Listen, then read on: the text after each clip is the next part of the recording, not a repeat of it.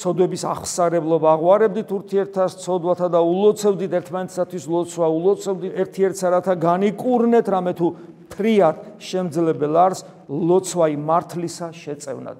ეს არის გამოცხადებითი ცოდნა. ჩვენ რო ერთმანეთისათვის გულით ლოცულობ და ღმერთს ვავედრებთ, ამას აქვს ძალა. რა თქმა უნდა, ლოცვა ძალა აქვს არ ნიშნავს, რომ რასაც ვთხოვ ისრულდება. სრულდება ის, რაც ღვთისნებასთან თანხვედრაში ეს არასოდეს დაგვავიწყდეს. თუ რაც ღვთისნებასთან თანხვედრაში არ არის, ღმერთი ჩვენ ჭკუაზე კი არ ივლის.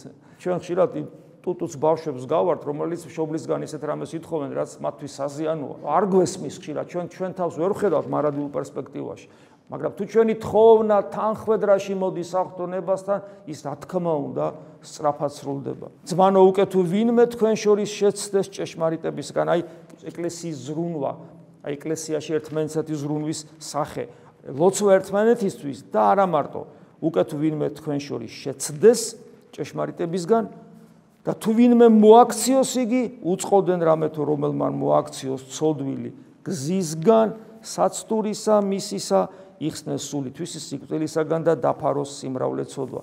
ერთი ადამიანის რო ჭეშმარიტების გზაზე მოატრიალო და შესლომისაგან დაიფარო, შენ სულს მრავალი ცოდვისგან და თვით სიკვდილისაგან და მრავალი ცოდვისგან იხსნი. აი ესეთი ძალა აქვს ერთმანეთზე ზრუნვას, ერთმანეთზე ლოცვას. 2000 წელი ასე ხდება აღშენებლობა ეკლესიისა და ასე მოდის ჩვენი სული და გული მდგომარეობაში, რომ დაუმსახურებლად მოცემული რწმენა ქრისტეს ღმერთობისადმი ცოცხლდება და ჩვენ ვხდებით ქრისტეს მცნობელნი და მასზე მინდობით, სრული მინდობით მაცხოვრებელი, რაც უკვე არის ჭეშმარიტი რწმენა გადამრჩენელი.